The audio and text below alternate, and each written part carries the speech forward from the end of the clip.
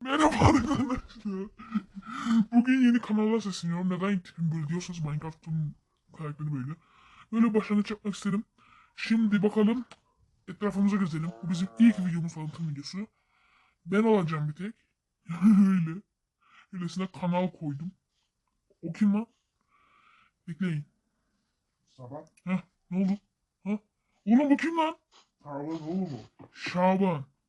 Şaban dur orada. Ha oğlum doğru. Turaş arkadaşımla birlikte yapacağız videoları. Ne haber abi? Ne diyorsunuz diyorlar? Ne diyorsun?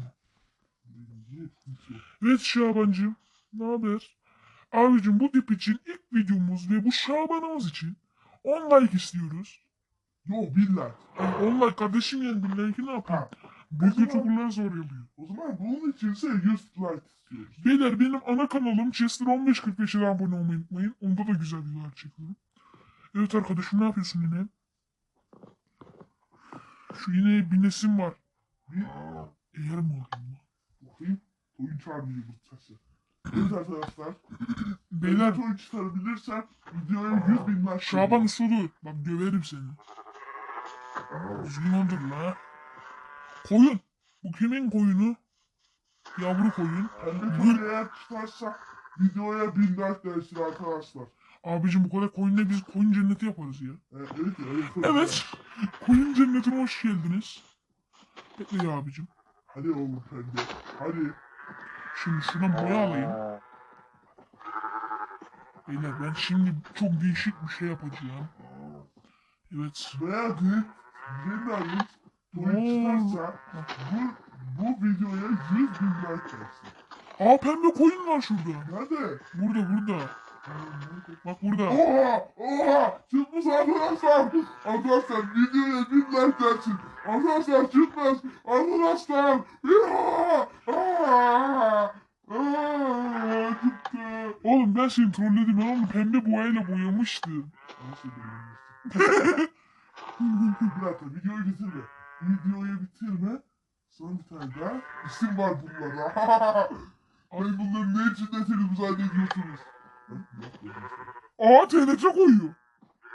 Hanım lan bu. Ya koymadın, yürü git be.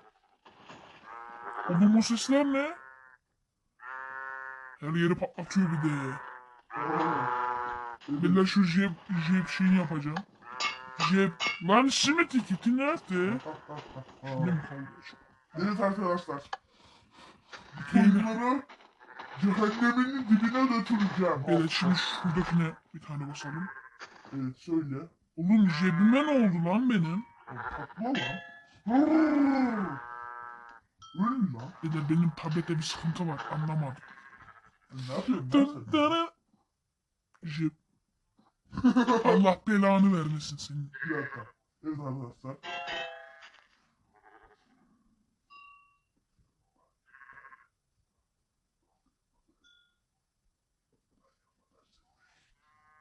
Lan.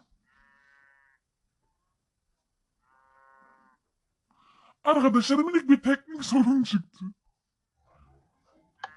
Hah yaptık. Ne yaptın sen ya?